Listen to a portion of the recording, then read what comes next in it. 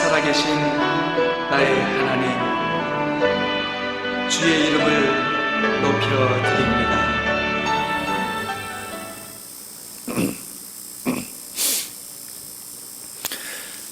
살전을 찾으시면 됩니다. 신약성경 331쪽 331페이지 데살로니가전서 4장 1절부터 12절 말씀 교독합니다.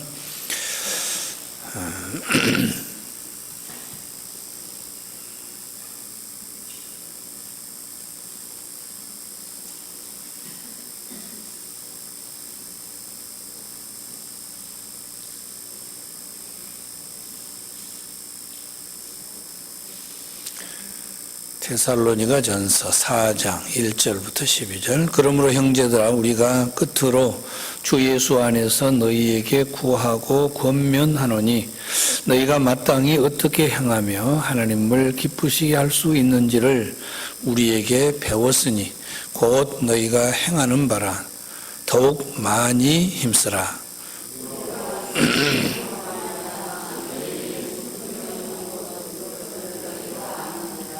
하나님의 뜻은 이것이니 너희의 거룩함이라 곧 음란을 버리고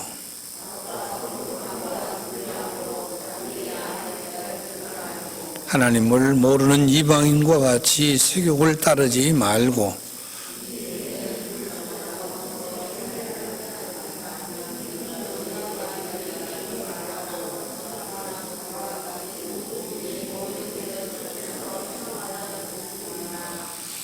하나님이 우리를 부르심은 부정하게 하심이 아니요 거룩하게 하심이니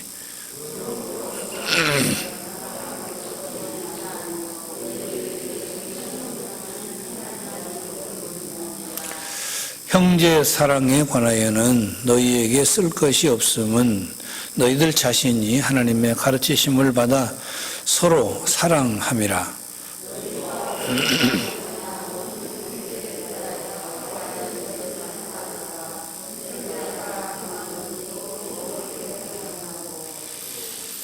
또 너희에게 명한 것 같이 조용히 자기 일을 하고 너희 손으로 일하기를 힘쓰라.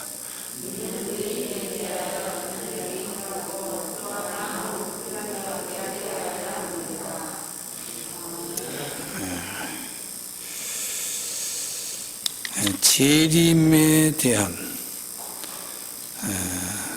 그런 말씀, 또 재림에 대해서 성도가 어떤 준비를 해야 될 것인가, 그런 말씀의 내용입니다. 이 바울은 데살로니가 교회를 향해서 1장부터 3장까지는 감사를 했습니다. 그리고 이제 본문부터는 그들 교회가 안고 있는 문제 중에 심각한 거 있었는데 이 재림에 관한 것이었습니다. 지금도 만약 제가 여러분에게 개인적으로 재림에 관한 것을 물으면 그 대답이 상당히 여러 가지일 거예요. 이 사람은 나는 재림에 대해서 이렇게 알고 있고 이 사람은 이렇게 알고 있고 이런 식으로 여러실 거란 말이에요. 여러 가지를 얘기할 거란 말이죠. 여기 데살로니가 교회가 이 재림, 잘못된 그릇된 재림 사상으로 인해서 극단의 신앙 생활 양상을 나타내게 됩니다. 그 하나는 뭐냐면 지상 중심의 타락한 현상이었고, 이제 뭐 주님 재림하실 텐데 구원 받았는데 그냥 그저 그렇게 적당하게 놀면서 먹고 그냥 살자. 주님 언제 올지 모르는데 이런 식. 그리고 또 하나는 천상 중심의 탈세상화. 그러니까 하나님 백성이니까 하나님 백성으로서 얼마나 살지 모르겠지만은 방금 얘기한 것이 역시 중복되지만 하늘나라 갈 것인데 지상에서 뭐 돈 모으고 잘 입고 명예 얻고 무슨 뭐 인격 얻고 뭐 다른 사람과 교제하고 이거 뭐 필요 있겠느냐. 뭐 이런 식. 즉 타락한 이방 문화에 심취하지 말고 거룩한 것에 힘써라. 1절로 8절 사이에서 보면 거룩에 대한 말씀을 합니다. 그 다음에는 9절로 10절에서는 형제 사랑에 관한 그런 말씀을 하고 있습니다. 그리고 근면한 그런 삶을 촉구를 하고 있는 부분이 이제 11절로 12절에 있습니다. 재림신앙의 소유자는 주님의 때가 가까울수록, 즉 주님께서 재림하시는 때가 가까울수록 더욱 두렵고 떨림으로 주를 섬기고 주님 앞에 더 온전해지기를 힘쓰는 그런 삶을 살아야 마땅하다. 그런 말씀입니다. 먼저 거룩한 삶의 요구를 하고 있는데 성도에게 있어서 제1 되는 목적은 뭡니까? 하나님을 영화롭게 하고 그분을 기쁘시게 해드리는 것이다 그랬습니다. 그러면 하나님을 기쁘시게 해드리는 필수적인 조건이 뭘까? 그것은 하나님께 대한 온전한 믿음을 갖는 겁니다. 하나님께 대한 온전한 믿음을 갖는 것. 하나님을 기쁘시게 드리고 하나님을 영화롭게 하기 위해서는 우리가 그리스도와 그 복음을 믿는 믿음 안에서 살고 있다는 그것만 가지고는 충분치 않다. 믿음에 따른 실천이 있어야 된다. 그런 얘기입니다. 진정 삶이 따르지 않는 그런 신앙은 어찌 보면 껍데기 신앙이라고 할 수 있습니다. 실천이 없는 고백, 이것은 하나님 앞에서 의미를 갖지를 못합니다. 그렇다면 믿음을 조차 행하는 삶은 어떻게 표현되어야 될 것인가? 이제 3절을 7절을 보니까 육체의 타락과 정욕을 쫓지 말고 오직 성결과 거룩함을 이루어가는 그런 삶을 살아야 된다라고 표현을 하고 있습니다. 거룩하신 하나님과 생명적인 그런 관계를 유지하기 위해서 우리는 거룩한 삶을 살아가야 된다. 그러니까 거룩한 삶이 왜 요청되냐 우리에게 있어서 그 거룩한 삶이 구원이 이루는 것이 아니라 거룩하신 하나님과 교제를 해야 되겠는데 거룩하신 하나님과 가까운 그런 거리를 유지해야 되겠는데 그러기 위해서는 내가 거룩하지 않고는 하나님과 교제를 할 수가 없다는 거죠. 하나님의 백성이니까 거룩한 것이 아니라 하나님과의 바른 관계를 유지하기 위해서 우리들이 거룩해져야 된다는 거죠. 왜? 하나님이 거룩하기 때문에 그렇다는 겁니다.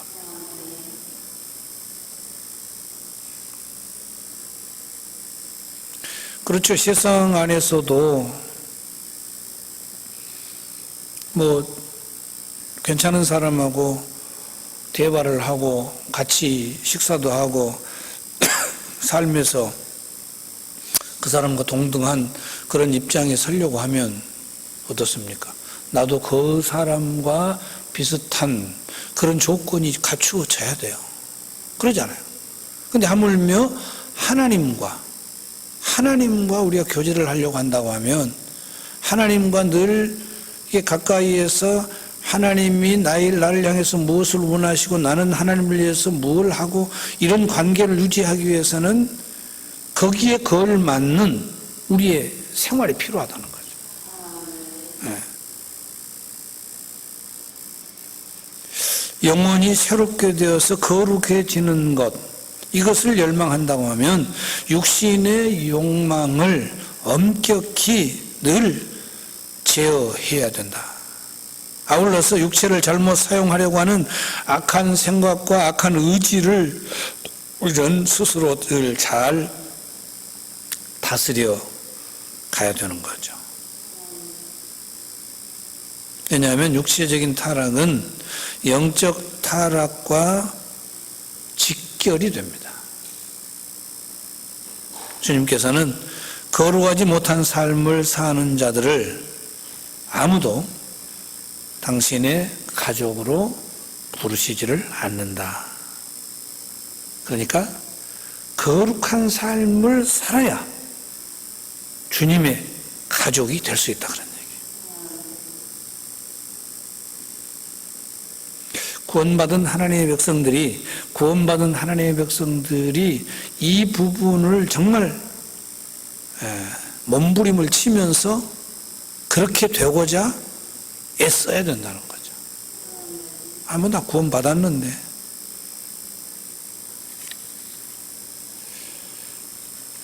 거룩한 삶의 요구. 성도가 재림을 기다린다면 거룩한 삶이 사라져야 된다. 그 다음에는 형제 사랑의 요구입니다. 바울은 하나님을 기쁘시게 드리는 또 하나의 일로서 형제를 사랑해라. 필라델피아입니다. 형제 사랑. 필라델피아. 이 필라델피아는 한 아버지의 자녀들을 하나로 단단히 이어주는 끈과 같은 것을 의미합니다. 즉, 한 가족 구성원끼리 서로 깊이 서로를 위해서 사랑하는 그런 상태. 이것이 필라델피아예요. 예. 이런 사랑은 그 가족의 장인 아버지에게 크나큰 기쁨이 아닐 수가 없다. 형제가 만나면 무슨 이유인지는 모르지만 늘 싸운다. 그러면 부모는 이건 가슴이 미어지는 거죠. 그런데 형제들이 서로에게 어려움이 있으면 도와주고 함께하고 같이 쓰려고 애쓰고 너 없으면 안 된다 그러고 이럴 정도가 막 되면 괜히 막 기분 좋은 것 아니겠어요?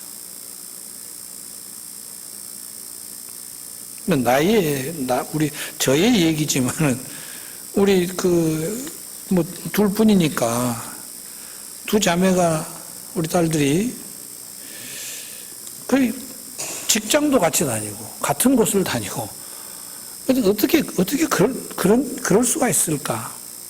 얘들이 서울 수업도 시작을 했는데 언니가 천안 내려오니까 또 동생이 천안 내려와서 또 함께 있고 또 언니가 여기 내려오니까 또 동생도 또 여기 내려와서 함께 있고 가만 둘이서 얘기한 것을 보면은 그냥 아빠랑 또 저들 이렇게 해서 같이 살 것 같은 그런 얘기들을 가만 보면 해요. 나이 들어갈 이제 가면서.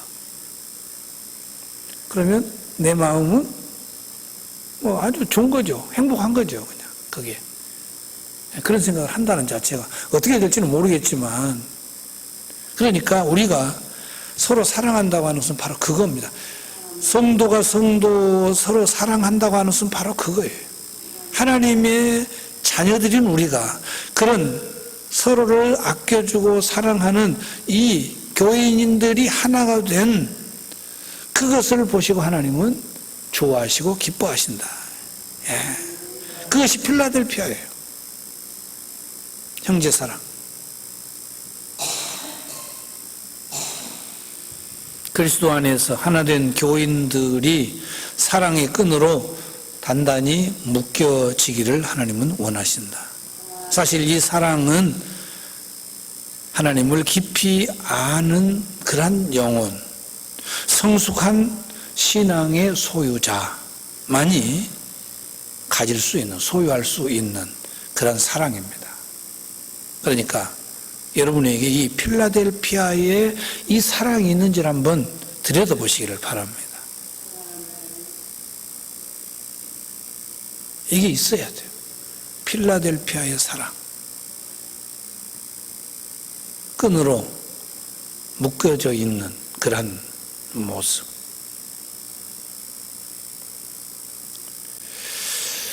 그 다음에는 성실한 삶의 요구입니다. 재림을 기다리는 사람은 형제를 사랑할 뿐만 아니라 거룩할 뿐만 아니라 최선을 다하는 삶, 성실한 삶을 살아야 된다. 하나님을 기쁘시게 드리기 위해서 고요하고 조용한 가운데 근면한 생활을 할 것을 권하고 있습니다. 사실 당시 데살로니가 교회가 교회 안에서는 잘못된 재림 사상으로 인해서 현실 생활을 아예 저버리는 불안정한 그런 그 삶을 사는 사람들이 있었다는 겁니다. 그러니까 현실 생활에 애를 써서 살아야 될 텐데 뭐 주님 오실 것인데 그러고는 그냥 최선을 다해서 살지를 못하게 되어버린 거죠. 그게 안 된다는 거죠. 그러다 보니까 교회 안이 불안정하고 혼란스러운 그런 일이 벌어지게 됩니다. 하나님의 영광을 가리우고 사회 질서를 어지럽히는 그런 일을 당시에 성도들이 했다는 거죠. 그 재림을 기다린다고 하면서. 신앙인은 이 땅에 소망을 둔 자가 아니라 하늘나라에 소망을 두는 자들이 맞습니다. 분명합니다, 이것은. 하지만 주께서 재림하시기까지 우리의 눈으로 주님의 재림을 볼 때까지 하나님께서 맡기신 이 땅에서의 사명을 망각해서는 안 된다. 주님 오실 텐데 뭐 할 필요 있겠느냐? 그러면 안 된다는 거죠. 그런 것을 망각하고 잊어버리고 하지 않으면서 하늘에 대한 소망을 갖는다? 그건 안 맞는 얘기입니다. 틀린 얘기입니다. 주께서 허락하신 삶의 터전에서 조용하고 그리고 차분한 성품을 가지고 하루하루 성실히 맡은 소임을 잘 감당하는 그런 신앙인, 이런 신앙인이 재림을 기다리는 바른 신앙인의 모습입니다. 사탄은 늘 혈안이 되어서 우리를 괴롭히려고 합니다. 사탄은 우리를 분주하게 하고 들뜨게 하고 현실을 무시하게 함으로써 결국 온전한 신앙을 하지 못하도록 그렇게 합니다. 그러므로 우리는 말씀이 주는 교훈을 쫓아서 안정되고 고요한 삶을 살아가야 됩니다. 막 코로나19보다 더 엄청난 일이 벌어진다고 할지라도 하나님과 나와의 관계가 흐트러지면 안 된다는 거죠. 예? 여러분 코로나19 때문에 신앙 하는 모습들을 가만히 들여다보면 조금은 이제 보이잖아요. 아, 저 사람 신앙 상태가 어떻다 조금은 보여요. 다는 아니겠지만 그것이 누가 노린 겁니까? 사탄이 노린 거란 말이죠. 항상 생각이 많고 늘 이리 뛰고 저리 뛰다니면서 다른 사람들의 문제에 참견하기를 좋아하는 그러한 자들은 나뿐만 아니라 주위에 있는 많은 사람들까지도 불안하게 만듭니다. 여기 가서 이 이야기하고 저기 가서 저 이야기하고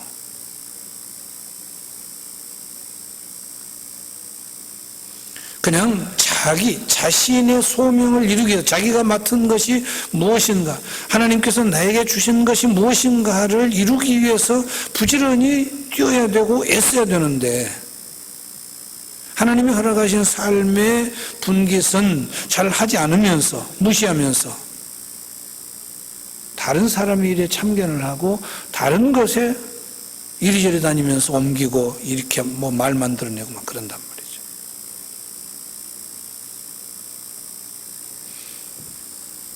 하나님이 허락하신 삶의 그 분깃을 무시하지 않기 위해서는 어떻게 해야 됩니까? 자신의 손으로 애써서 주어진 사명을 잘 감당하는 것이죠. 예. 우리 기독교는 우리를 우리의 사역과 의무로부터 떠나게 만드는 것이 아니라 부지런히 그것들을 행하도록 격려하는 그러한 기독교입니다. 그래서 하나님은 이처럼 고요히 자신의 일에 최선을 다하는 그런 자의 삶을 적극적으로 후원을 해 주시는 것이죠. 이 밤에도 우리 이런 자들의 하나님이 우리 가까이 계신다고 하는 것을 여러분 잊지 마시기를 바랍니다. 주님의 재림이 있습니다.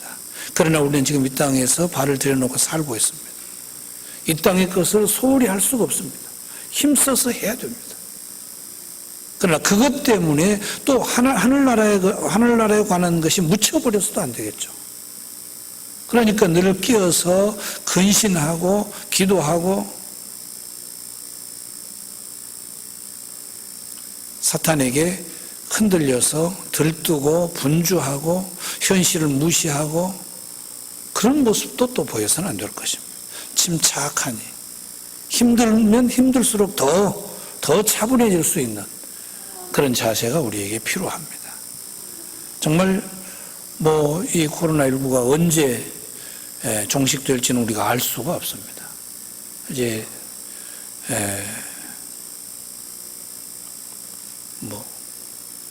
지금 우리가 맞고 있는 게 뭐죠? 백신을 맞고 있으니까 좀 괜찮아질 거라고 합니다만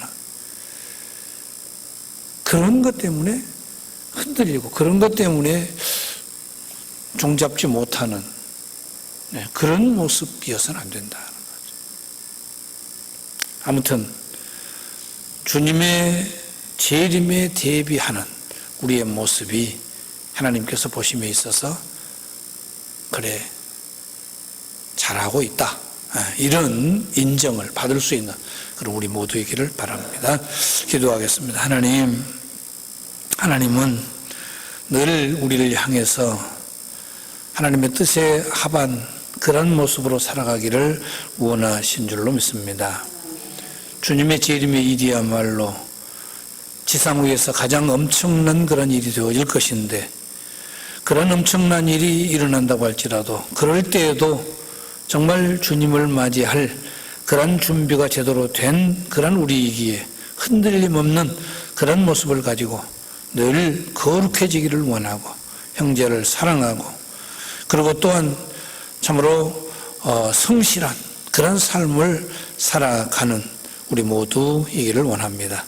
그러므로 인하여서 정말 하나님께서 우리를 부르심에 후회함이 없는 그런 우리의 모습들이 되기를 원합니다. 어떤 일이 있을지라도 하나님께서 부여해 주신 그 환경과 그 자리와 그 처지에서 하나님을 잊지 아니하고 흔들림 없는 모습으로 살아가는 모두 되게 하옵소서. 예수님의 이름으로 기도하옵나이다. 아멘.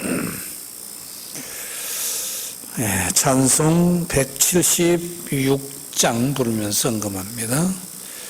176장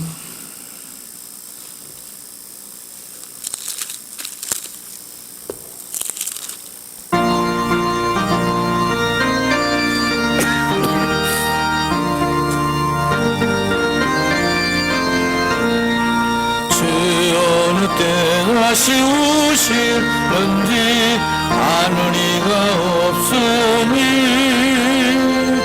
등 밝히고 너는 깨어 있어 주를 반겨맞으라. 주 안에서 우리 몸과 마음이 깨끗하게 되어서 주 예수님 다시 오실 때에 모두 기쁨으로 맞으라.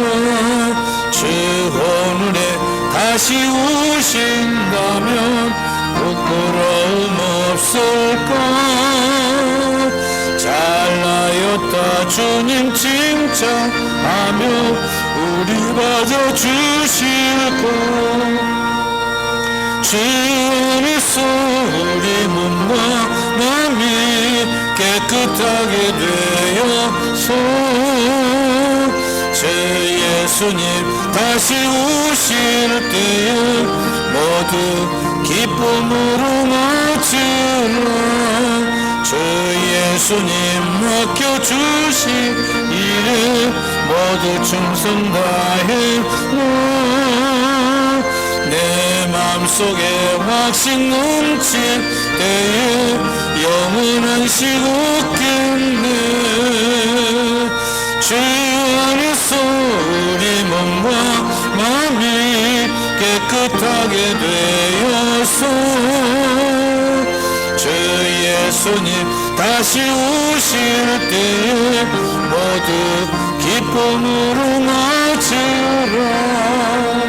주 예수님 언제 오실런지 한밤에나 낮에나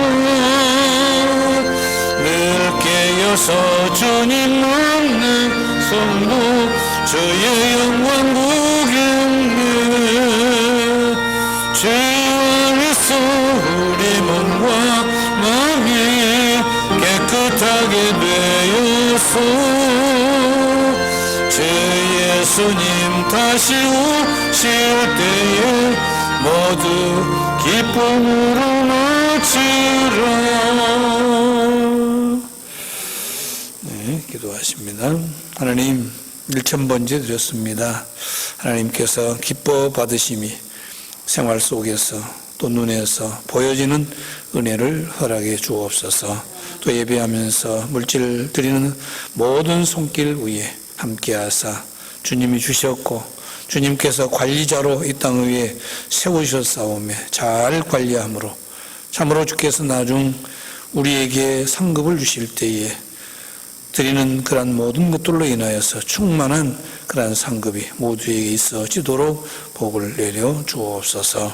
오늘 밤 이곳에 참석하지 못한 저들에게도 하나님 긍휼과 자비를 더해 주옵시며 또한 아픔을 겪고 있는 자도 있습니다. 저들 무릎 꿇어 하나님을 향하여서 엎드려 기도함으로 그 아픔에서 벗어나 뛰면서 하나님 살아계심을 증거할 수 있는 저들 되어지도록 하나님 함께해 주옵소서. 약이나 의술이나 저들의 노력으로 낫게 되어지면 하나님께 영광이 돌아가는 것이 아니라 저들이 잘해서 그렇게 했노라고 말할 수밖에 없습니다. 하나님 저들의 손으로 하지 못하게 하시고 하나님께서 하나님 앞에 엎드려야만이 되어지는 역사를 저들이 체험할 수 있도록 은혜 베풀어 주옵소서. 예수님의 이름으로 기도하옵나이다. 아멘. 이제는 우리 주 예수 그리스도의 은혜와 하나님의 크신 사랑하심과 성령님의 교제 교통하심이 여기 모든 성도들과 함께 하여지이다. 아멘.